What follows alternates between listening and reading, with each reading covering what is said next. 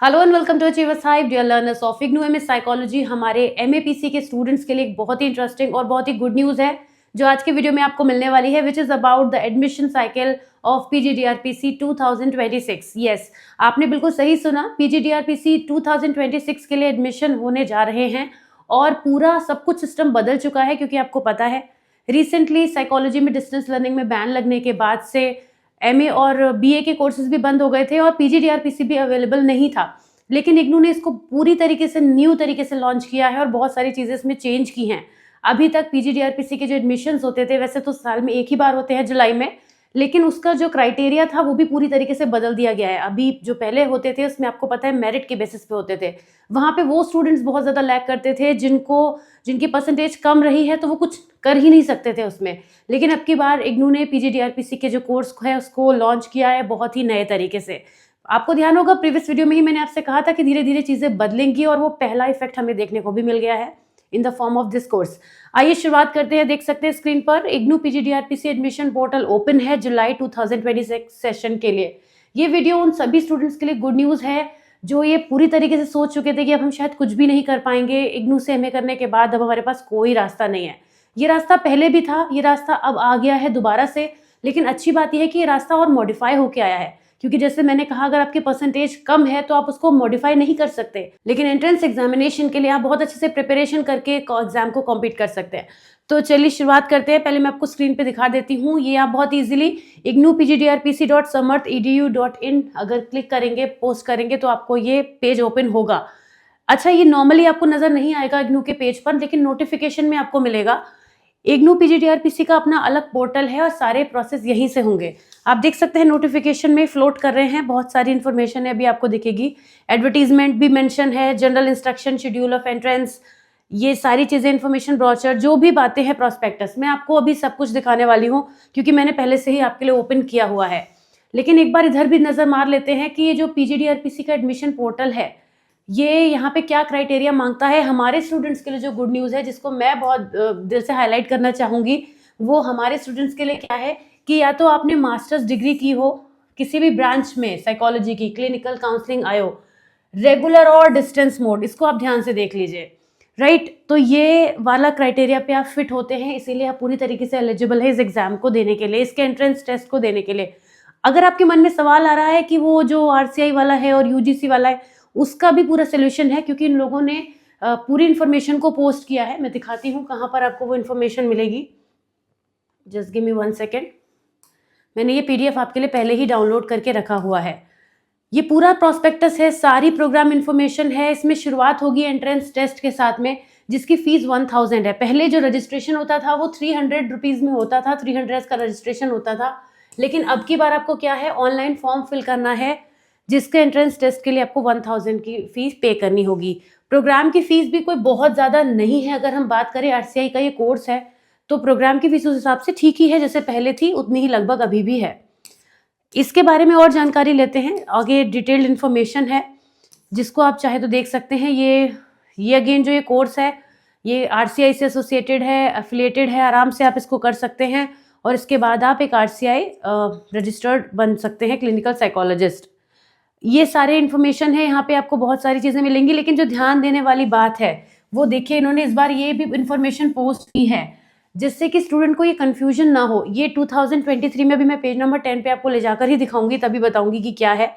लेकिन पहले और चीज़ों की बात कर लेते हैं कि कैसे कैसे कोर्स रहेगा, कितने टाइम का है। देखिए यूजीसी का जो लेटर है वो इन्होंने अटैच किया है जिससे कि स्टूडेंट्स को कोई कन्फ्यूजन ना रहे कि हम कर सकते हैं या नहीं कर सकते हैं। और एक इंटरेस्टिंग बात, सिलेबस इतना अच्छा है, अभी एंड में इसकी भी बात करेंगे। इसको देख के आपको बहुत खुशी होगी क्योंकि जब मैंने सिलेबस देखा तो मुझे लगा ये कंपटीशन के हिसाब से बहुत ही बेसिक है। इतने तो हमारे स्टूडेंट्स ऐसे ही पढ़ लेते हैं अपनी प्रिपरेशन में, तो आई एम श्योर आप बहुत अच्छा कर सकते हैं। इसकी डेट्स की अगर बात करें तो डेट्स अभी एडवर्टीजमेंट के हिसाब से हैं, अभी क्लियर नहीं है।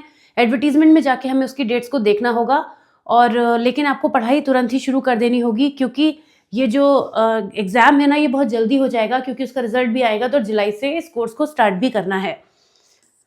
तो ये सारी बातें इसके बारे में हो गई। आइए बात करते हैं कि क्या क्या हमें रिक्वायरमेंट चाहिए कैंडिडेट्स को। पीजीडीआरपीसी एंट्रेंस टेस्ट के लिए सिर्फ ऑनलाइन पोर्टल से ही अप्लाई करना है, किसी रीजनल सेंटर पे नहीं जाना, किसी स्टडी सेंटर पे नहीं जाना, ऐसी कोई चीज़ नहीं है जिसको लेके कोई कन्फ्यूजन रहे। ऑफिशियल वेबसाइट पे आप चेक करें, जो नोटिफिकेशन सेक्शन है उसमें आपको इंपॉर्टेंट इन्फॉर्मेशन मिलती रहेगी, और वैसे तो हमारे चैनल के थ्रू भी आपको सारी इन्फॉर्मेशन मिलती ही रहती है, तो चैनल से भी आप डायरेक्टली ले सकते हैं। आपको अपनी ईमेल आईडी वगैरह देनी है, सब चीज़ों का ध्यान रखना है, जो बेसिक चीज़ें होती हैं एग्जाम फॉर्म फिल करते समय। बात करते हैं कि मेरिट का क्या क्राइटेरिया रहेगा।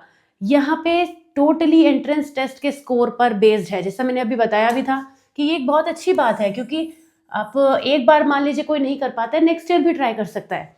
और अब आप मान के चलिए कि ये आपको कोर्स अब आगे मिलेगा ही, ये हटने वाला नहीं है, तो आप अपनी बहुत अच्छे से प्रिपरेशन कर सकते हैं। जो स्टूडेंट्स करंटली पढ़ रहे हैं, जिन्होंने जुलाई में एडमिशन लिया था, ये उनके लिए भी गुड न्यूज़ है। वो इस साल तो नहीं मगर नेक्स्ट ईयर वो भी इसके लिए सेट हो सकते हैं, बैठ सकते हैं एग्जाम में।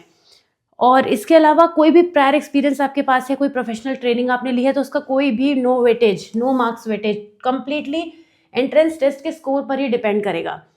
अगर 2 या 2 से ज़्यादा कैंडिडेट सेम स्कोर लेकर आते हैं, तो जो होता ही है, शायद आपको पता भी होगा कि जो डेट ऑफ बर्थ के हिसाब से उनका टाई ब्रेकिंग क्राइटेरिया किया जाता है। आपको कुछ आरसीज भी सिलेक्ट करने होते हैं, 3 आरसीज। पहले भी ऐसा था कि आपको 3 आरसीज सिलेक्ट करने होंगे, और वो आरसीज की लिस्ट जो इसमें है, लिस्ट भी छोटी हो गई है।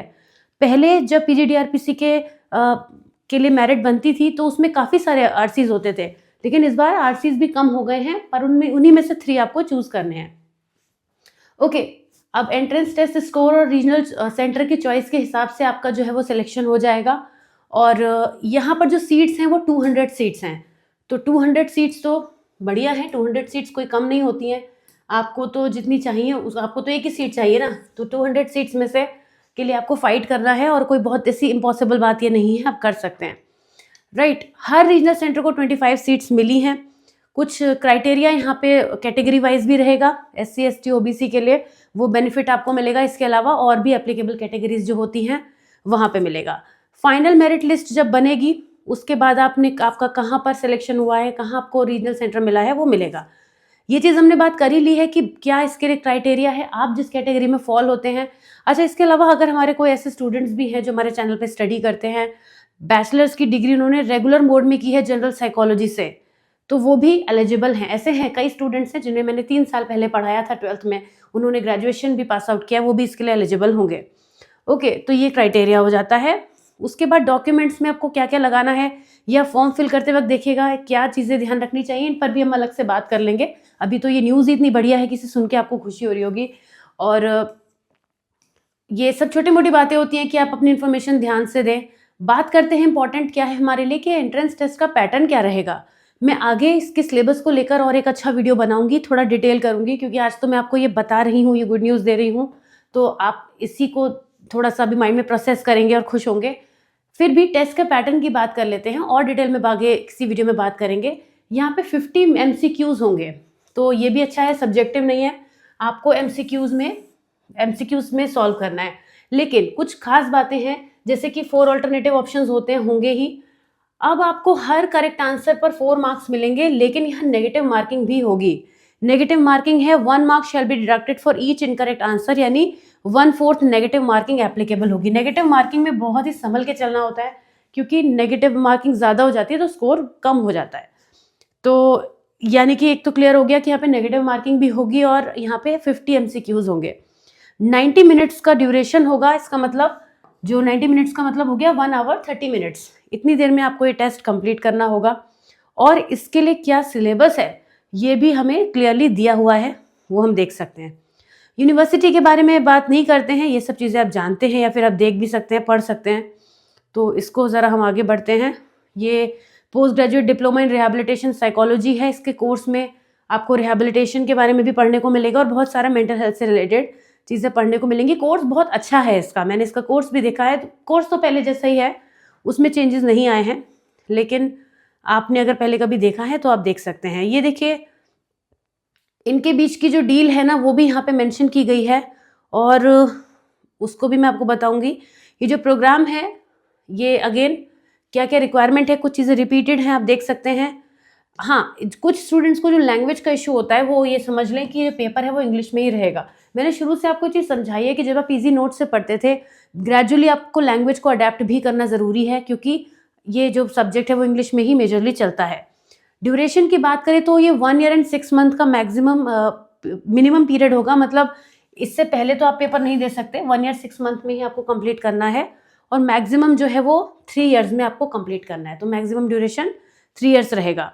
और ये सिर्फ जुलाई साइकिल में ही आपको देखने को मिलेगा कोर्स, जुलाई के अलावा जनवरी में नहीं होगा, क्योंकि इसको करने में भी टाइम लगता है ना, एडमिशन वगैरह कराने में, प्रोसेस में। नंबर ऑफ सीट्स की हम बात कर चुके हैं, 200 सीट्स हैं और उन्हीं के लिए आप उसी में से आपको अपनी सीट निकालनी है। ये इसके सिलेबस हो गया।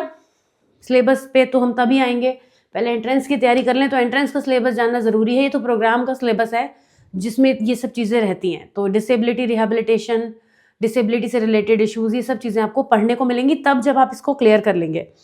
अब ये इसका डिटेल्ड सिलेबस है तो मैं इसको थोड़ा सा स्किप करती हूँ, क्योंकि ये अभी हमारे करने वाली बात नहीं है। जो अभी करने वाली बात है वो मैं समझ पा रही हूँ कि यस आगे जाके हमें कहीं मिलेगा।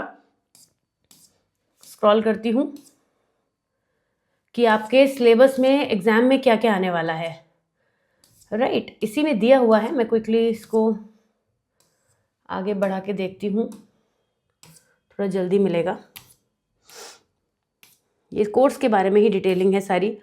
यहाँ पे वर्क सेंटर भी कहते हैं जो आपका रहता है। असाइनमेंट्स वगैरह भी रहेंगे जैसे होते हैं आपके बाकी सब्जेक्ट्स में, वैसे आपने अभी तक आपने MAPC में भी करे थे उस तरीके से होंगे। ये सब कोर्स के ही बारे में है यहाँ पे। राइट, और कुछ इन्फॉर्मेशन है जो आप देख सकते हैं। ये देखिए, जिसकी मैं बात अभी आपसे कर रही थी कि ये कुछ हमारे पास इन्फॉर्मेशन है, ये तो इससे रिलेटेड हो गई। कहाँ कहाँ पर प्रोग्राम ऑफर किया जा रहा है उसको हम वर्क सेंटर भी बोलते हैं। हर रीजनल सेंटर में वर्क सेंटर बनाए जाते हैं। तो इस बार जो है बहुत ज़्यादा नहीं है, 8 ही RCs हैं जिसमें से 3 आपको सेलेक्ट करने हैं। पहले ज़्यादा होते थे, तो इन 8 RCs में से आप लिस्ट सेलेक्ट करेंगे। जो भी नियर बाय आपको रह रहा है लगता है उसमें आप कर सकते हैं। दिल्ली, वाराणसी, करनाल, भोपाल, श्रीनगर, जहाँ के भी आप हैं, आप 3 अपने सेलेक्ट कर सकते हैं। ठीक है, ये है इंपॉर्टेंट। अब देखिए, इसकी बात कर रहे थे हम, PGDRPC एंट्रेंस टेस्ट का सिलेबस क्या रहेगा। सिलेबस में ये बता चुके हैं कि नेगेटिव मार्किंग एप्लीकेबल होगी। मैंने आपको बोला था कि इस पे आपको ध्यान देना है। राइट, हाँ, पेपर ऑफलाइन मोड में होगा, कोई ऑनलाइन कंडक्शन नहीं होगा, 90 मिनट्स का होगा। ज़रा सिलेबस को देखिए और सिलेबस को देख के आपको लगेगा हाँ ये बहुत सारी चीज़ें मैं जानता हूँ या जानती हूँ। जैसे पहली यूनिट है जनरल साइकोलॉजी, इसमें आपका जो सिलेबस कवर हो रहा है ये आपने हमें फर्स्ट ईयर में मैक्सिमम चीज़ें पढ़ी हैं और आप रिपीट भी कर सकते हैं प्रैक्टिस के लिए। ह्यूमन ग्रोथ एंड डेवलपमेंट, ये पेपर 2 था। पेपर 2 को थोड़ा डिटेलिंग में पढ़ना होगा बड़े तरीके से, वो वाला पार्ट ये यूनिट 2 में कवर कर रहे हैं। थर्ड है सोशल साइकोलॉजी, ये भी आपका फर्स्ट ईयर का पेपर था। सारे टॉपिक्स को डिटेल में कवर करना है, मतलब आपको कहीं और जाना नहीं है, अपनी बुक्स में ही आपको सारा कोर्स मिलेगा। काउंसलिंग साइकोलॉजी एंड साइकोपैथोलॉजी, ये आपको मिलेगा सेकेंड ईयर में। काउंसलिंग मिलेगा आपको जो 21-22 वाले कोड्स हैं, और साइकोपैथोलॉजी आपको मिलेगा क्लिनिकल का सिलेबस। तो काउंसलिंग क्लिनिकल दोनों ही पढ़ना पड़ेगा। कुछ चीज़ें आपके लिए डिफरेंट होंगी, जैसे कि डिसेबिलिटी वाला पार्ट जो आपने ज़्यादा नहीं पढ़ा है कि क्या होता है रिहेबिलिटेशन वगैरह में, तो उसकी बेसिक नॉलेज भी चेक की जाएगी। ये जो भी कोर्स कंटेंट है, अगर आप चाहते हैं कि इससे रिलेटेड भी इंफॉर्मेशन या इससे रिलेटेड कंटेंट आपको मिले, कि आपकी पढ़ाई अच्छी हो पाए, तो ज़रूर कमेंट्स में बताइएगा। मैं डेफिनेटली कोशिश करूँगी कि ये पोर्शन आपके लिए कवर कर सकूँ। बाकी चीज़ें तो आपने फिर भी पढ़ी हैं, लेकिन ये बिल्कुल नहीं पढ़ा है, तो इसको भी मैं कवर करना चाहूँगी। अगर आप चाहेंगे तो मैं भी ज़रूर चाहूँगी, तो आपका इनपुट रिक्वायर्ड है। इसके अलावा research method and statistics in psychology, थोड़ा सा स्टैट्स को थ्योरेटिकल पढ़ना पड़ेगा जो आपने अभी तक ज़्यादा नहीं पढ़ा है। बाकी रिसर्च मैथड्स भी आपने पढ़ा है। सिलेबस को देखें तो सिलेबस जो है वो बहुत ही सॉर्टेड सा है, कुछ भी ऐसा नहीं है जो इतना डिफरेंट या यूनिक लग रहा हो जो हम जानते नहीं है, जिसको नए सिरे से पढ़ना पड़े। हर चीज़ के ग्राउंड्स आपके तैयार हैं, क्योंकि आपने इजी नोट से बहुत अच्छे से प्रिपरेशन की है, तो मैं श्योर हूँ। अब देखिए, इन्होंने यहाँ पे इसको डाला है आपको समझाने के लिए कि RCI और यूनिवर्सिटी के बीच का जो भी एग्रीमेंट है वो यहाँ पे मेंशन किया गया है। राइट, 2023 में ये दिया गया था और इस तरीके से सारी इन्फॉर्मेशन है। तो ये था आज का वीडियो, थोड़ा लेंथी ज़रूर था, बट आई एम श्योर सारी इन्फॉर्मेशन आपको यहाँ पे मिल गई होगी। इस एक ही वीडियो में मैंने सोचा सब कुछ कवर करूँ, इंस्टेड ऑफ पार्ट्स में बनाने से तो अच्छा ही है। तो कैसा लगा आज का ये वीडियो, और क्या इन्फॉर्मेशन आप और एक्सपेक्ट कर रहे हैं PGDRPC के रिगार्डिंग, क्या हेल्प आपको चाहिए, ज़रूर बताइएगा, क्योंकि मैं उसी के हिसाब से आप लोगों के लिए आगे वीडियोस लेकर आऊँगी। तो wishing you all the very best. I am sure आप सभी ज़रूर जो इसमें ट्राई करना चाहेंगे। And take very good care of yourself. See you soon, bye bye.